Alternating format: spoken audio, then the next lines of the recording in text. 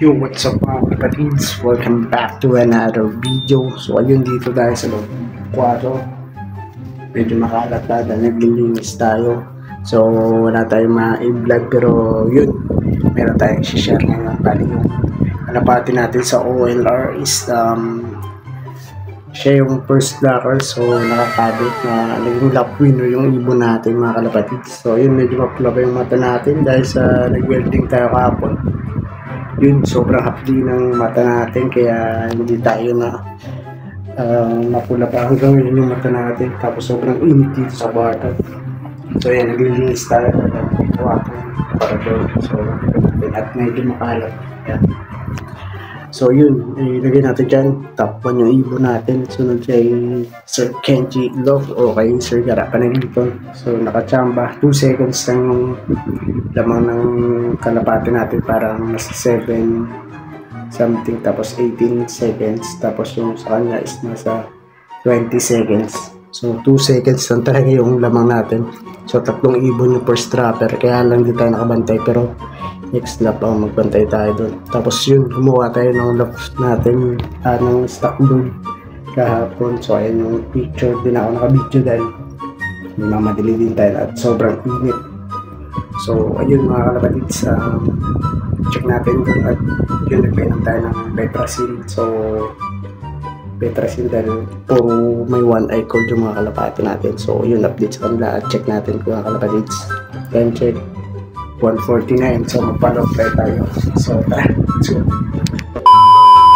so ito yung gamot natin mga kalapatids. Papainom din natin yung mamaya.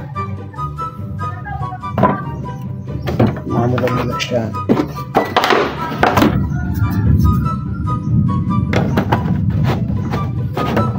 So yan, tapos meron tayong manok dito. Yung manok natin guys, pirasa.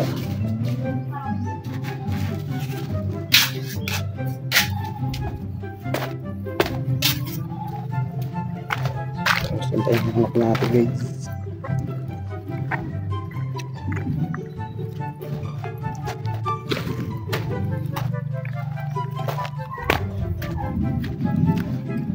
So ito yung stock bird natin mga kalapatids.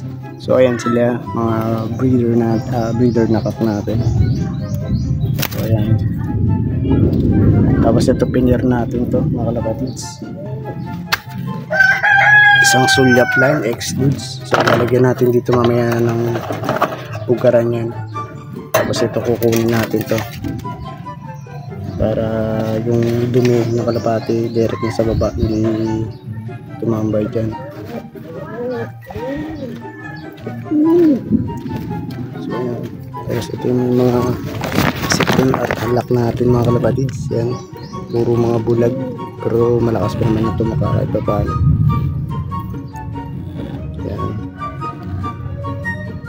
Kung may mga halak yun at one eye cold.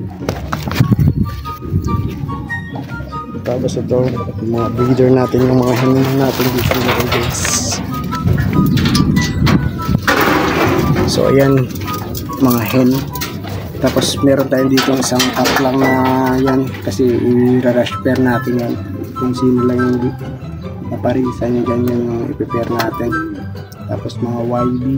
Tapos yun pala yung isa natin, akala ko kak yun pero kahapon ipapara siya sa red bar natin. Ito na yung red bar na yun, ipapara siya. So yun pala yung checkered para. Tapos ngayon nagpainom tayo ng Betrasil. So maya itapon natin yan, nagpalitan natin ng bago. Pero pwede hindi natin palitan lang dahil lang nilakas ako yung dosage para at least mabilis mawala yung one eye cold. Tapos ito meron halak, nawawalan ito ng halak. Yan, tapos yung mga breeder na hen natin dito, titingnan natin yan para pwede mapalabas ng lola natin. Buksan lang yung trap door tapos lalabas sila. So yan, ipalabas natin mga kalapatids. So ayan, ito nawa ko dito kasi pabalik-balik yung sakit na ito.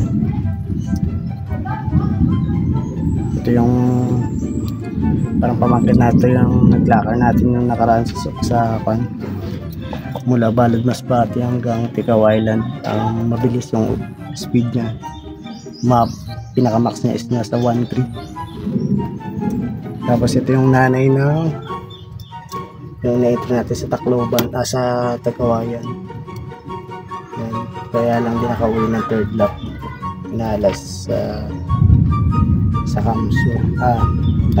Camarines Sur. Yan, nagmamulting. So possible na ma-entry natin ang this season na karera ito. Yung red bar at yung checkered na yan. Kasi parang sila pa yung batak lumipad eh. Siyempre, lock light tayo mga kaladigs.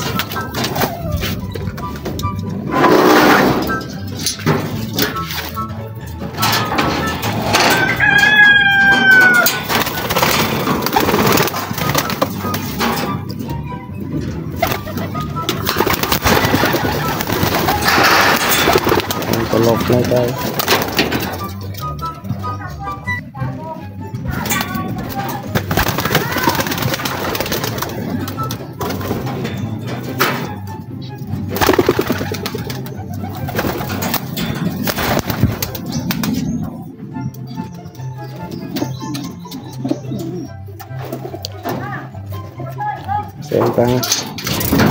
So maya mga kalapatids, titis-tisan natin itong mga breeder na hen para at least hindi sila lumipad dito sa taas pag pinakawalan natin.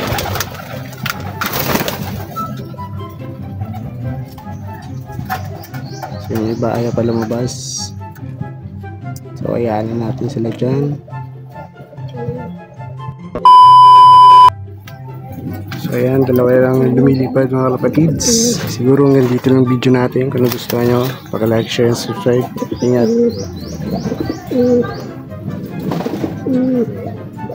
The next day.